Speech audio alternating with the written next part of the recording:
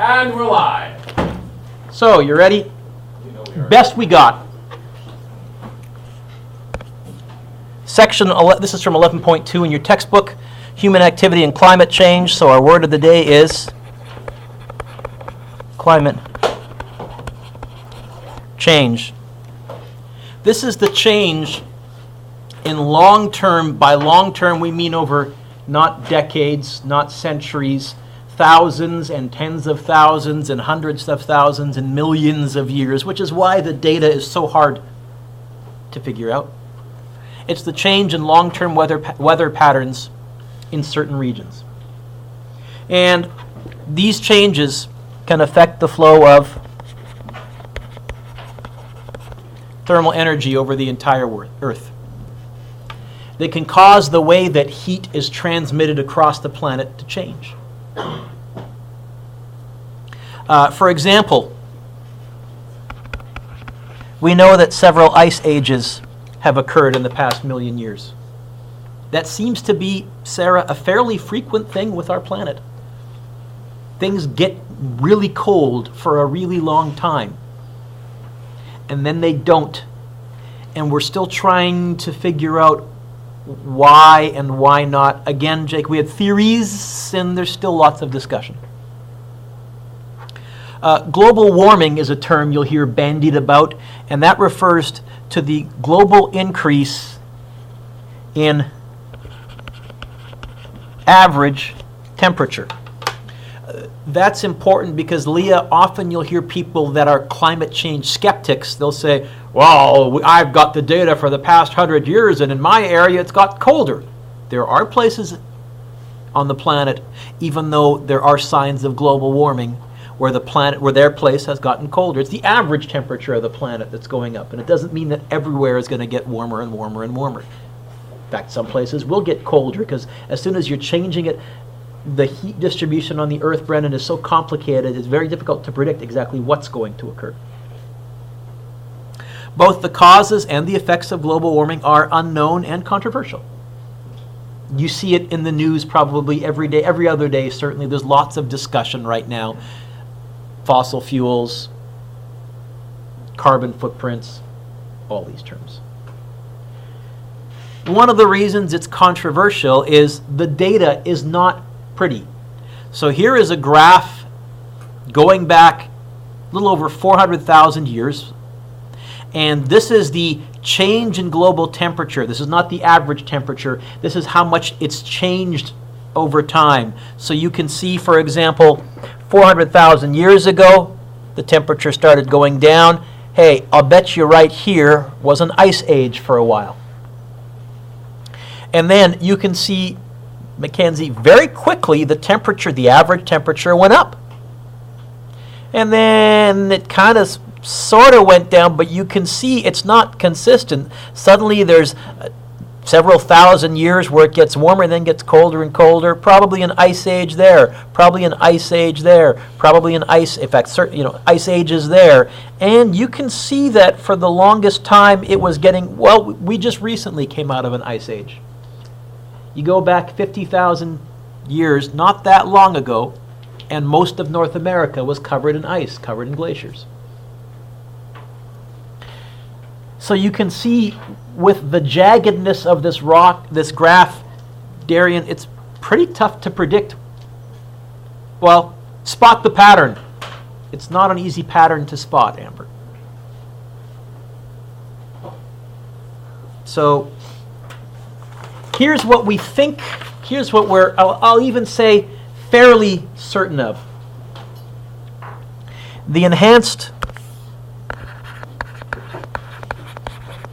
greenhouse effect increases the amount of thermal energy the Earth absorbs from the sun.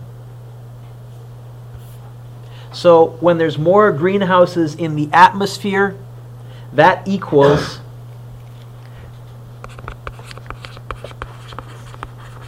an increase of the natural greenhouse effect.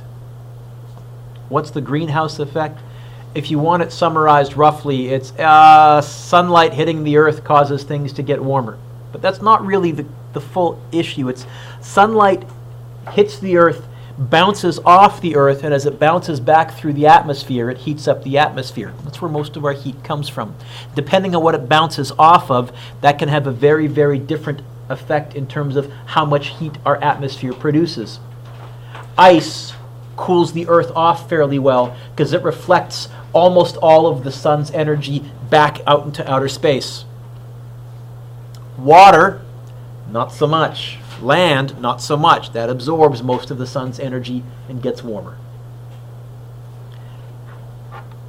The problem is this amount that's bouncing off and the amount that's coming in at the beginning. Now, Hayden, we're starting to notice that not only is it heating up land, not only is it heating up water, it's hitting chemicals in the air, and so some of it's causing the air itself to heat up.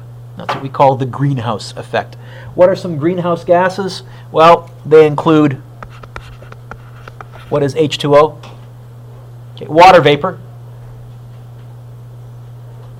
That we can't control too much. We can't stop water from the oceans from evaporating and becoming clouds.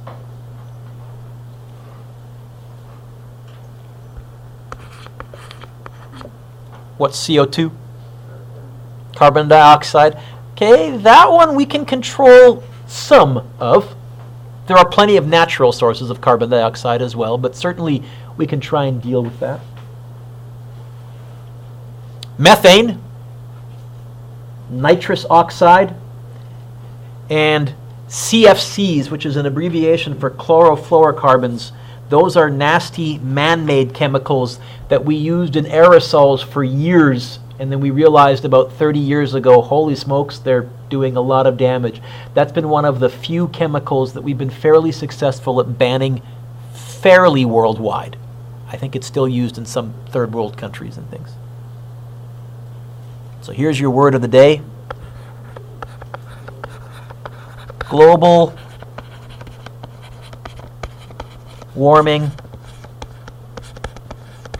potential. And we're going to abbreviate that from now on, Amy, as GWP. That refers to the ability of a substance to trap thermal energy. If it's got a higher global warming potential, that means, Emily, that it's better at absorbing the energy from the sun and transforming that into heat. If it's got a lower global warming potential, that means that the sun's rays pass through it without transferring much of their heat. CO2 has a GWP, yep. CO2, carbon dioxide, has a GWP of 1. Chlorofluorocarbons, which we were releasing by the bucketful in the 1960s and 70s, they have a GWP of about 5,000. So that was enough to get the world's attention. In fact, I think, do we have a chart coming up? Maybe. Oh, yeah. Later on, we'll look at a chart. The advanced greenhouse effect, looking at carbon dioxide and methane. We do know this. Carbon dioxide levels have increased greatly in the past 200 years. That there is solid scientific data for, Laura. That one I'd be willing to argue with almost anyone and say we're pretty sure we're right. And we think much of it came from us. Since the Industrial Revolution, humans have greatly increased their overall use of fossil fuels. What are fossil fuels? What are some examples of fossil fuels? Oil. That's the big one. Charcoal, coal, natural gas. We call them fossil fuels, Jacob, because they're the leftover remains of animals that died millions and millions of years ago that were mostly carbon, and then through various chemical processes and pressures underneath the earth, eventually, hey, you get oil, you get natural gas, you get coal. All of these release carbon dioxide when burned because they're all, since they're fossil fuels, they're based on life forms, and you may recall from our organic chemistry little session, organic chemicals all have carbon in them. And the atmosphere has oxygen, so when you burn anything with carbon, the carbon oxidizes, joins with the oxygen to form CO2, carbon dioxide. Also, deforestation has changed carbon sinks, carbon collectors, such as forests, into carbon sources. That we're pretty sure as well. There is a great deal, Sarah, of carbon stored in trees. They're mostly carbon. Oh, if it's stored in trees, it can't easily become carbon dioxide. But when you deforest something, that usually means you burn the forest to clear land. That carbon's got to go somewhere. It burns, it goes into the atmosphere, it mixes with oxygen, and becomes carbon dioxide. As a rough idea of our atmosphere, for what it's worth, most of our atmosphere, 65%, is water vapor, 25% carbon dioxide. Then you have the classic other, which includes methane, nitrous oxide, CFCs, and tropospheric, can't even say it, ozone. So, as a start, Amy, many of us are attempting to reduce carbon dioxide emissions by using alternative energy sources or by reducing their energy use. Regardless of whether carbon dioxide emissions are changing the climate or not, I think in the long term it makes sense because I teach math. I don't think there's an infinite amount of oil. So whether it's in the next 100 years or the next 10,000 years, Sarah, we're going to run out eventually. Let's work on finding alternative energy sources. I totally agree with that. We also have a more controversial strategy. Carbon offsets, such as wind farms, can be purchased to offset carbon dioxide emissions. That one's a little more controversial. There's much discussion whether that works or not, or whether it's just a cash cow. I'm not sure about that one. Methane. Methane is very efficient at trapping thermal energy. About 25 times more efficient than carbon dioxide. We talk a great deal about carbon dioxide and carbon, but really there's other gases that are much worse. Methane comes from bacteria breaking down wastes in oxygen-free environments, rotting vegetation in a swamp, for example. Animals digesting plant matter, cow flatulence. Sorry, it's one of the major sources of methane. In fact, they're trying to design or genetically engineer cows that don't give off methane. I'm not quite sure how that's going to work. A little interesting. Natural wetlands and rice paddies, which are not natural wetlands, but a major source of food for a major section of our planet. Oh, and the burning of fossil fuels again. You may notice a theme.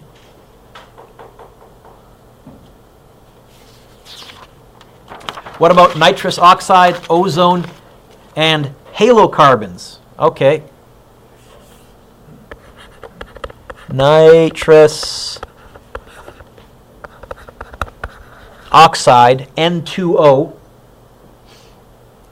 is the third largest contributor to the enhanced greenhouse effect. Even though there are only small amounts, it has 300 times more global warming potential than carbon dioxide. Where does nitrous oxide come from? Well, some bacteria produce it. Fertilizers, most fertilizers have as their one of their major components some kind of ammonium or ammonia, and when that breaks down, it turns into nitrous oxide. Yeah. Can I ask a question? Sure. Do you remember last week or the week before there was that awful story about in China where they had, excuse me, China is the world's biggest producer of pigs, and evidently they have some kind of... So nitrous oxide, there's a source. Ozone. Ozone is both good and bad. The ozone layer, a term you've probably heard, that's a bunch of ozone, a layer of ozone in the upper stratosphere, and it has a great property. Ozone is very good at absorbing ultraviolet radiation. Without the ozone layer, you would all be getting sunburned way faster. We'd have a much higher incidence of skin cancer. But when it's not in the upper stratosphere, when it's mixed in on ground level and we produce it, it's a very, very powerful greenhouse gas. Next page. Is it next page? Or half page over? You just turn the page.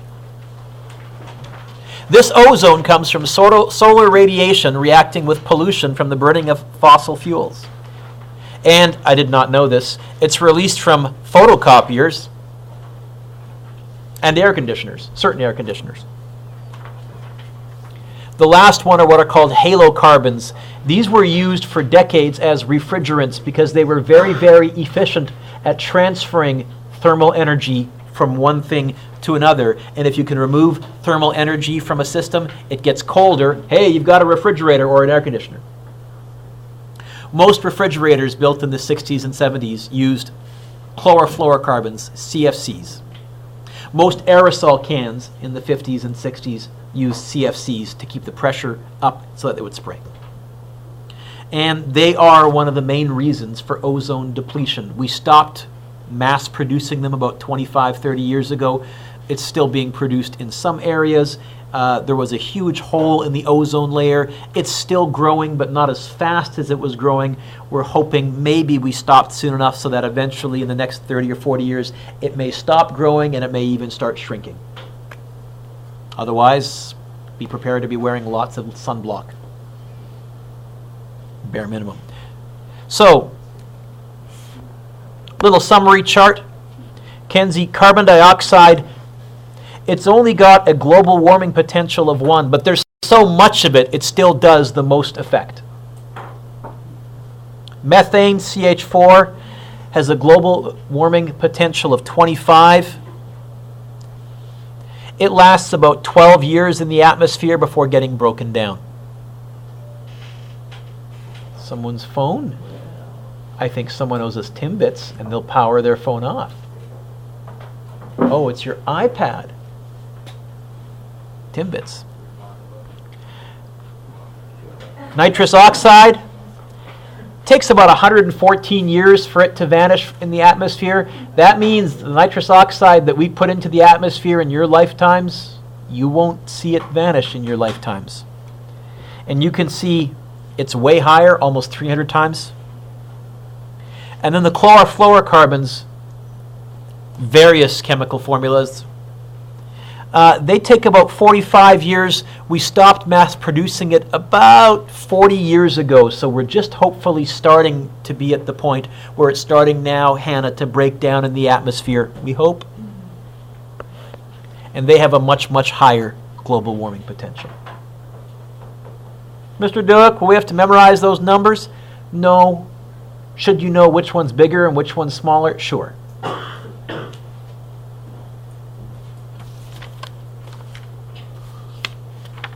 Then I wrote down here the role of science in understanding climate change. Well, what we do is we use computers to model what the Earth's climate might be like. The problem here, Amber, is in our models, we're literally making several thousand guesses because the Earth is a complicated system. So right now what the trend is, I think there's around 40 accepted models to model climate. And what we do is we change some of the inputs, we run the models, and out of the 40 models, the ones that agree the most, and they're all very different, but the ones that kind of overlap the most, Sarah, that's where we're willing to say, we think maybe this is what might happen. But the models are changing all the time. It's why we can't predict the weather. We predict the weather the same way, by the way. We run about 15 different weather models. I guarantee there was a weather model that predicted that right now it would be pouring rain in our courtyard, as opposed to I see sunshine out there. But what the weather forecasters do is they take the majority of the models that seem to be the closest to agreeing, and Hannah, that's their best guess. But the Earth is so complicated, there is a suspicion that we'll never be able to predict it. So I've tried to hedge my bets, Brad, and say, look, the models are different. They differ quite a bit. But most models indicate that a decrease in the production of greenhouse gases is necessary to stop the apparent global warming trend. Ty, do you see how careful I'm being in that sentence? Most models indicate that a decrease might stop the apparent global warming trend. We're not even all that sure there's a global warming trend because our sample is pretty small. We think so. But you saw that jagged graph, Hannah, that I showed you about 10 minutes ago? Spot the pattern. Boy. So what do? Justine, we try and do good science. So here's what the first thing. We use data from multiple locations all over the planet over long periods of time. That's the video that I showed you on Friday, for example, looking at glaciers in different locations of the planet and doing time-lapse photos for 3 and 4 years at a time, and even that's really too short for us to make an informed opinion. It should be time-lapse photos over several decades, over several decades of decades, over several centuries, over several thousand years. Maybe then we can start to be accurate. Well, we can't do that, so we do the best we can. We use what are called general circulation models. And these are computer models used to study climate. They take into account changes in greenhouse gases, albedo. What the heck is albedo? Anybody know?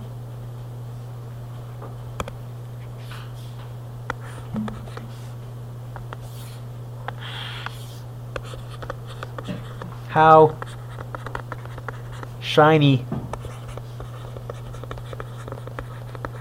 a surface is. How bright a surface is.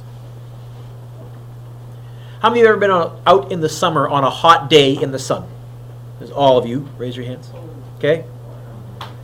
When you're out walking on the sidewalk in the sun, does what color you're wearing affect how hot you feel? Yeah, black. What's the worst one? Black. What's the best one? White. Okay.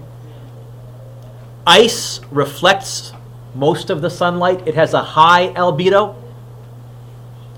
Blackness, earth, scorched earth, remove all the trees, ground, dirt, brown dirt, has a low albedo. It absorbs most of the solar energy. Same way you guys have noticed with your clothing. So one of the things we try and take into account is the albedo of a certain area, how bright, how much of the sunlight gets reflected back into outer space. At the poles, well, most of it was, although some of the Arctic ice is vanishing and water absorbs the energy way better than ice does because blue is nowhere near as reflective as bright white. We try and take into account ocean currents. We try and take into account winds. We try and take into account surface temperatures.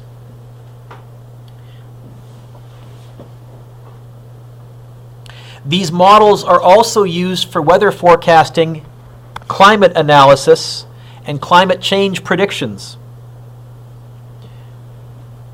We're always trying to improve them, Leah. These require huge supercomputers to really run because they're having to deal with thousands and thousands of different variables and change them and now see what happens, and change them and now see what happens. But what we're trying to do is predict the future. That's the word I'm looking for there. And reveal the past. Nicole, the holy grail would be if we had a computer model that if we could enter the data from 400,000 years ago and press run, it would completely recreate that weather funky graph that we saw, that really jagged one, accurately. Then we would know, oh, if it was able to predict what already happened, maybe it's accurate to predict what might happen. We're nowhere near close yet, Hayden. So, some pictures. Most, not all, most of the models, Oscar, suggest that from 2020 to 2029, These brown areas will undergo, a temperature increase of about 1 to 2 degrees. Let's get a cursor on here, Mr. Duick. So these light brown and dark brown areas, we think they may have a slight temperature increase. We don't think this area is going to change. Maybe a 1 degree temperature increase in these areas. But most models, again, Brendan, not all, suggest that at the end of this century, a huge temperature increase in the poles and a significant temperature increase over the planet. Got to be honest, we're kind of hoping we're wrong. Be nice if it didn't happen, because that's going to have some pretty significant changes to agriculture, to where people can live, to deserts, to all sorts of stuff.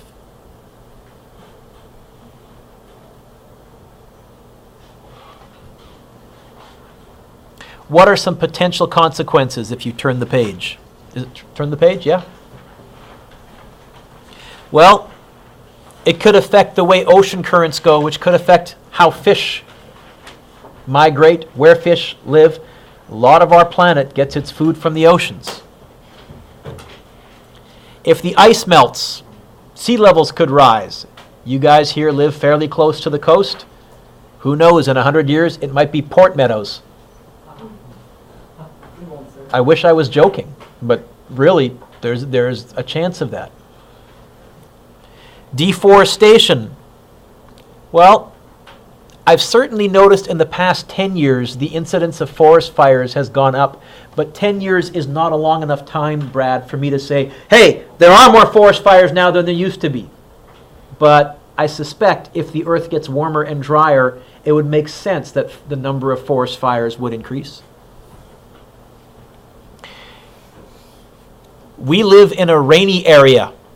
We take water for granted, but all of you have seen enough TV to know that there are places that don't have access to water. And Hayden, then water shortages, that can really lead to water conflicts. Right now, we are lucky here in North America, in our northern climate, because we have an honest-to-goodness winter. You guys with me? Because we have an honest-to-goodness winter, most of the hideous diseases that live in the tropics die out before they get here. Stuff like Ebola, stuff like malaria, stuff like, all sorts of really bizarre tropical diseases that we take for granted. How many of you ever traveled to somewhere on the equator or somewhere in the tropics? You have? Let me guess.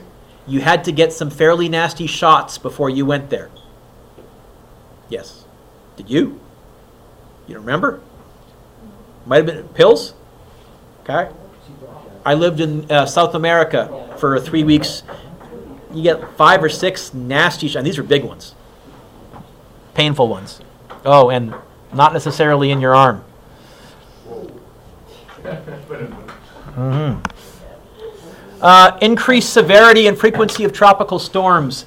This one we seem, Josh, to have noticed over the past decade. But again, a decade's not long enough for me to say with certainty. But you guys have watched the news enough to notice that time and time again, you're seeing the phrase, well, this is the storm of the century. Well, if we've had 6 or 7 storms of the century, maybe this century's changing. Right? We had the Superstorm Sandy. We had Katrina. We have... Again, I'm trying to be careful, Justice, because as a math nerd, 10 years is not enough for me to say this is the pattern for sure. But it's matching what we think might happen. Oh, decrease in crop yields.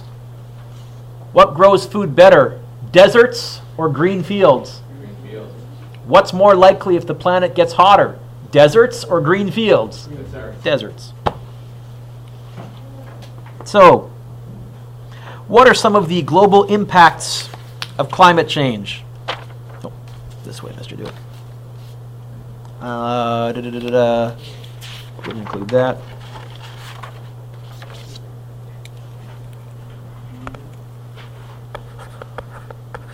because we live in the northern hemisphere, here in Canada, we could be very strongly affected by global warming. Let's assume that if you already live in a desert, if the desert gets 3 degrees hotter, you'll probably be able to adapt better than here in northern Canada. So parts of Canada have had average temperature increases of about 0.5 degrees Celsius to 1.5 degrees Celsius. And the areas where this has been the most noticeable is the southern and western parts of the country. What is the southern and westernmost parts of Canada?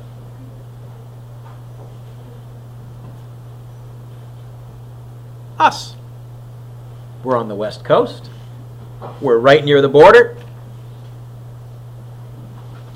I suspect that you remember having snow when you were younger, Ange. Yes? Absolutely. More snow than we knew what to do with. Yeah. I never get, when's the last time we had a snow day? This year? Like 2 years ago. And you know what? Certainly not enough that you guys expect there's going to be 1 or 2 a year. There was when I was growing up in Abbotsford, which is just down the road.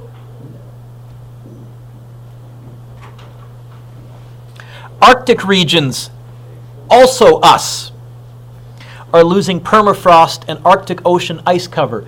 That one we can't argue with. We can't argue whether it's caused by humans or not, but certainly we do notice that this is changing dramatically. Growing seasons are getting longer, which could be a positive, although now crops are kind of not quite sure when to start and when to end, because plants don't really figure that, they don't know that it's getting warmer. More precipitation is falling. Our winters have become rainier and warmer. There could be, perhaps, heavier spring rains and severe droughts in the future. Those are suggested by some models. I saw one climate model that suggested that by the year 2070, most of you will still be alive, Prince George, which I think of as a northern city, would have the same climate as Kelowna, which I think of as a hot interior Okanagan city. When is that supposed to happen? 2070. Fisheries could be very negatively affected. Well, what have you guys noticed, those of you that watch the news? Do we have more salmon fish now than we did 20 years ago or less? Less. Now, part of that is also because we dammed a bunch of the rivers building hydroelectric dams for power, but maybe more to it. Pollution concerns can also lead to health issues. Most regions of BC, we think, will probably be warmer. We think sea levels may rise.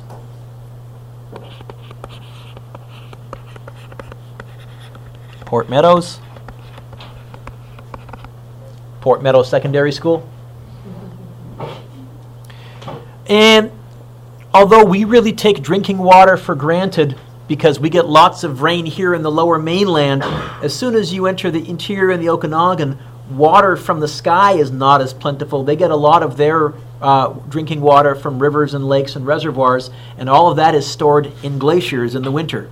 If those vanish, less water. So here are some, I apologize, really blurry graphs that I tried cutting and pasting into here. What I want you to notice is, as you look at the projected temperature increases, the dominant color is reddish-orangish. We think most of Canada is going to get substantially warmer. Where does the purple occur? Up north. This is 2040 to 2060. How old will you guys be in 2050? Do the math. Sorry? You guys will be 63? That'd be basically 30 years from now. Roughly add 30 to your age. 45, 47, 46, 47. For most of you, probably your kids will be in high school. This will be the world that you're going to suddenly be passing on to your kids. Okay? Pardon me? Well, if we do nothing and we keep the current increase of fossil fuels as is, see again, you asked a tough question. Hey, what happens if suddenly 2 years from now someone finds a cheap, easy way to produce and store solar energy so that you can mount something on your car and run off the sun? Will that change the amount of greenhouse gases? Yeah, okay, this graph will no longer be applicable. There's way too many variables. Even the fact that I'm doing this lesson, maybe some of you will choose not to pollute so much, and that might change this graph. This is if the current trends, the thousands of current trends continue, the 40 or 50 models, most of them, and by most of them I may only mean 15 out of the 40, but they all agree where all the rest all go haywire, suggest this is one strong possibility. Yep. How can they teach this to us, though, if we don't even know what, like, it's not a fact, really, it's just a graph of what could. That's why I'm being very careful. You know why? Because if we said nothing and did nothing and it turned out that our worst case scenario was right, then basically it would be like, well, if you knew the house was on fire, burning, but you also knew that there was a good chance that the fire engines could get to you in the next 10 minutes, and you said, yeah, you know what, I can finish my game on Xbox before I leave, because they're going to get here in 10 minutes, and I'm pretty sure that my house it's going to take more than 10 minutes for the fire to get here anyways. I mean, I'm pretty sure. There comes a point, well, you know what, here's the worst case scenario.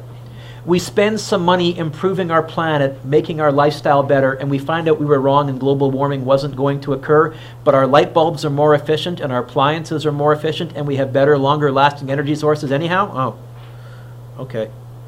And I said that as sarcastically as I could. I mean, I think the pros far outweigh the cons. That's where I come at this, because I got to be honest, I don't know if I'm a climate change skeptic, but I'm not a climate change evangelist, but what I am going to say is, you know what? There are certain changes that are pretty easy to make. I can do that pretty easily. I can turn off light bulbs. That's a no-brainer. I can try and look at more efficient cars. I hope. So I bought my first ever new car in 2010. I hope that's my last gasoline car. I really hope my next new car is an electric. Like, that'd be great. I think stuff like that is we can certainly look at. Yeah, absolutely. I 40% agree with you, Dane, but I 60% don't, and it's the 60% in my mind that pushes me this way. My dad is a climate change skeptic, and we have great long debates and discussions over dinner or whatever, and I agree with most of what he says. I understand that. And I also understand, like you said, how come we're teaching us if we don't know? We're more certain than we are uncertain, but we're barely more certain than we are uncertain. Welcome to the cutting edge of science. Okay.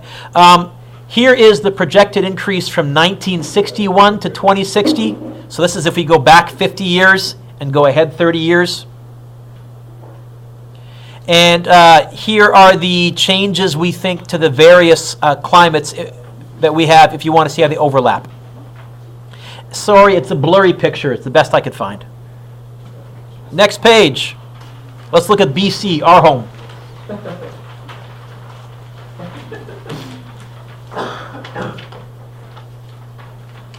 So, as I was saying, many of the current models, Hannah, suggest that in 2070, Prince Rupert, Prince George will have the same climate as Kelowna. All of them? No. And I'm hoping the dominant models are wrong. That'd be great. And here's the difference in precipitation. You can see that there seems to be, blue means you're getting more rain as opposed to less rain. The first graph is the winter graph. The second graph is the summer graph. And you'll notice both pictures are mostly blue in both seasons. We think that there would be an increase in precipitation. You mean the lower mainland's going to become even more rainy? Sorry. But again, the summers I recall as a kid, we started having sunny, hot weather in May, and it went pretty much till the end of September. I'm not seeing that so much now. I remember May long weekends as being hot and sunny. Now to have a hot and sunny May long weekend, that's a rare thing. But again, you're right. 20 years is not enough to say that's the pattern. Not when the Earth is 4.5 billion years old. And sometimes the crops would come on sooner too. Yep. Yep. So, Dane, my friend, I'll even underline this, highlight that word for you. It's a climate change, it's a controversial issue, totally. But I still think our actions now are important because improving our environmental approach will help no matter how dramatic climate change actually is. If the worst thing that happens is we were wrong about the data, but we got rid of smog and pollution, and our water is now cleaner, and oh, you can drive a car across the country based on solar energy, that's good. Not acting could result in huge problems. That's bad. So the UN suggests the principle, better safe than sorry, which is a fairly good life goal. The reason climate change is so hard to predict is due to something called chaos theory. Anybody hear the term chaos theory before? You just did. I know, it's back in vogue now.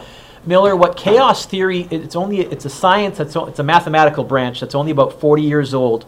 It says that if you start with some types of equations, mathematical models for climate change being a great example, if you change your data on like the 6th decimal place, so instead of entering a 2, you enter a 2.000001, after only 2 or 3 steps, there's a complete difference in values than if you entered a 2.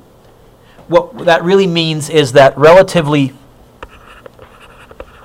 small changes could have huge positive impacts or huge negative impacts. It's also called the butterfly effect. Have any of you ever heard the term the butterfly effect? What we say in math is, because weather is a chaotic system, weather functions with chaos theory. A butterfly in Tokyo flaps its wings, and by flapping its wings, it bumps into some air molecules, which bump into more air molecules, which bump into more air molecules, which keep doing that. And eventually, you end up with rain in New York instead of sunshine. Weather is almost that chaotic. Such small changes lead to huge changes, and that is beyond our ability to detect and beyond our ability to calculate. What can we do, Emily, besides not dropping our water bottles? Well, a basic one, by the way, is reusing water bottles. We've certainly, reusable water bottle, thumbs up. I encourage you to reuse that one and not just toss it, otherwise thumbs down.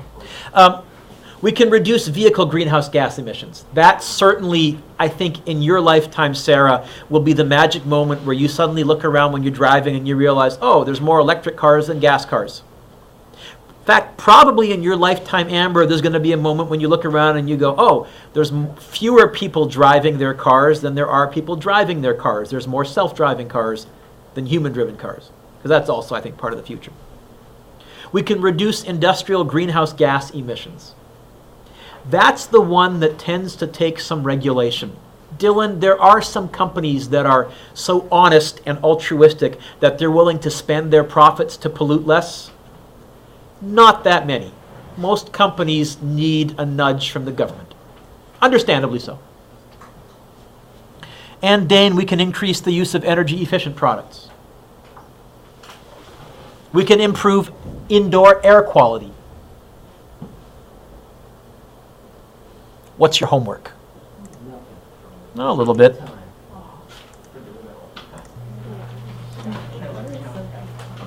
So your homework. If you look at page 482, if you can't find the answer in your notes, because I tried to condense an entire section into a 25-minute ramble, give 3 examples that illustrate that the Earth is undergoing a change in climate. You can go from stuff you've seen in the news. If you look on page 482, they give you some examples. I gave you a couple in your notes. So that one is good. List the greenhouse gases, good. How is nitrous oxide formed? That's good, that's good, that's good. I gave you the definition for the term albedo in your notes. I included that. I think all of these questions, all of these are fair game. You'll find the answers in your notes or in a chart in the textbook. So that first section is good. Greenhouse gases. So the chart for this is because the one that I gave you in your notes didn't photocopy as well. If you want an easier to read chart, page 484. Enough said. And then we have human activity and climate change. Circle the answer of the, well, fill in the definitions here. Circle the letter of the best answer. And I think you can get the hang of this. I did attach the answers, but you should be able to find the answers pretty easily from your notes and from the textbook. You can just double check to make sure you did it correctly. If you finish it in class, you can hand it in. You got, subtract the 3, you got 25 minutes. I'm willing to bet most of you will finish it in class, no problem.